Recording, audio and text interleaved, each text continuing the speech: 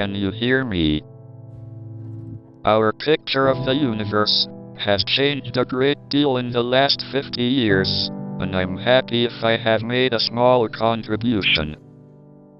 The fact that we humans, who are ourselves mere collections of fundamental particles of nature, have been able to come this close to an understanding of the laws governing us and our universe is a great triumph. On the 8th of January 1942, 300 years to the day after the death of Italian astronomer Galileo, Stephen Hawking was born. With characteristic humour, he later estimated that at least 200,000 other children were born on that day. It seems only one became a world-famous theoretical physicist. Hawking grew up in St Albans, where his intellectual family were deemed eccentric by local standards. Although Hawking's performance at school was average, his friends nicknamed him Einstein, suggesting they knew more than his teachers of his mental ability.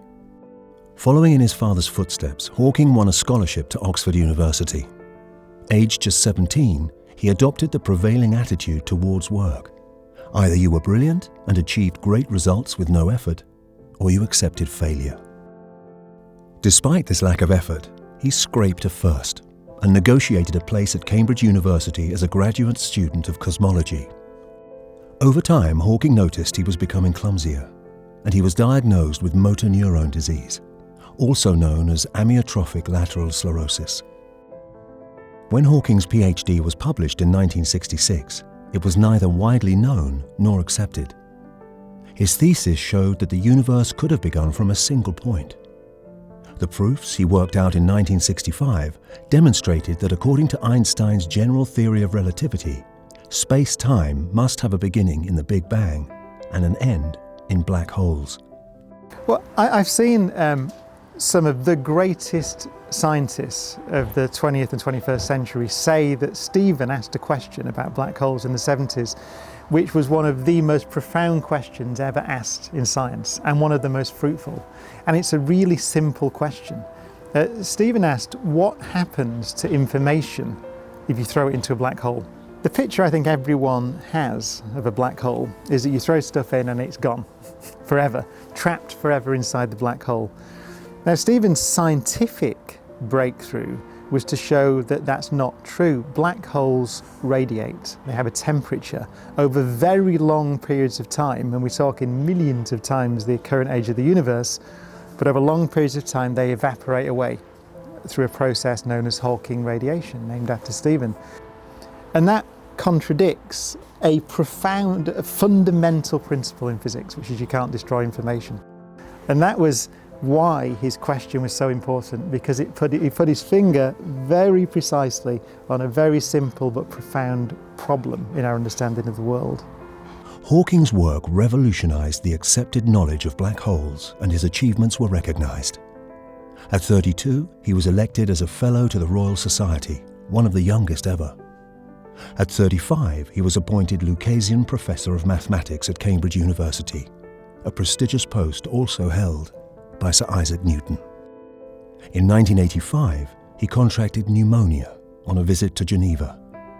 A tracheotomy saved his life, but he lost the ability to speak. The provision of an electric voice synthesizer operated by tiny physical inputs enabled him to communicate, albeit slowly. The synthesizer enabled him to finish the book that made him a household name. Published in 1988, A Brief History of Time enjoyed sensational sales.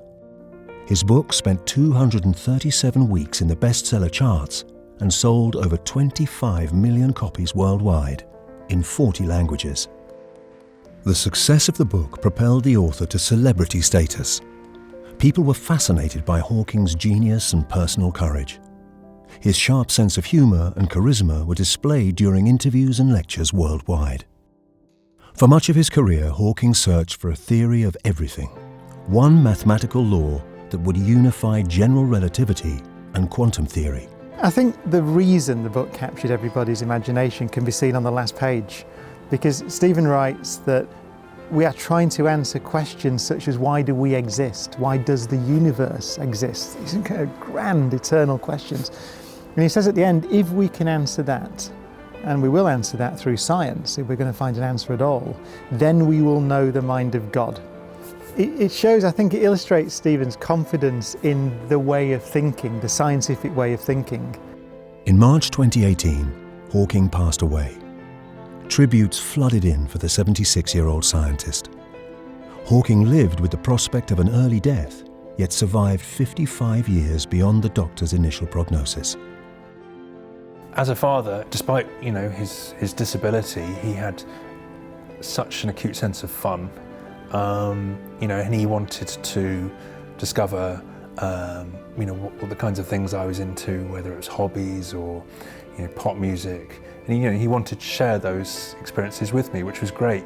My sort of relationship with him really developed once we could communicate effectively, once he had the speech synthesizer. So it was really after I was about 6 or 7 that I was able to sort of start asking questions about space, about the universe and so on. One of his most enduring sort of statements is to be curious, and that's exactly what he wanted people to he wanted people to be asking questions, to be curious about the world around us and the universe. As a brilliant physicist, he used his time to search for answers. As a promoter of science, he and his legacy inspire us all to keep asking questions.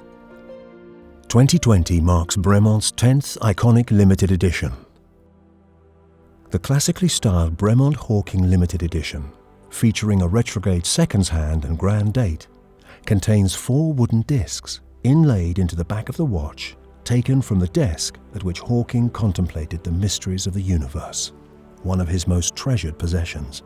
This exquisite chronometer also contains some meteorite to symbolize the cosmos, which can be seen at the center of the striking hand-finished closed caseback, as well as an etching of stars from the night sky in Oxford, the date that Hawking was born.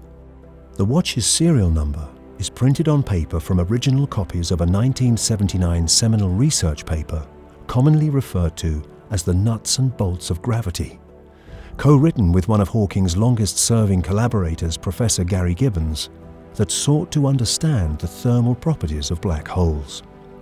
I think he would have been absolutely thrilled that his life would have been commemorated in a watch like this, because I think it's a distillation of everything that he was passionate about. He would have absolutely loved to have seen the actual build process, well, right the way through from the drawing boards to the actual build and design of the watch. Obviously, a lot of what he did was in his vocation was theoretical, but he loved to sort of then come up against actual tangible materials. He had a great sense of style in terms of his own wardrobe, and then when you combine that with, as I say, the precision craftsmanship and the stunning features, these are all things that would have highly resonated with him.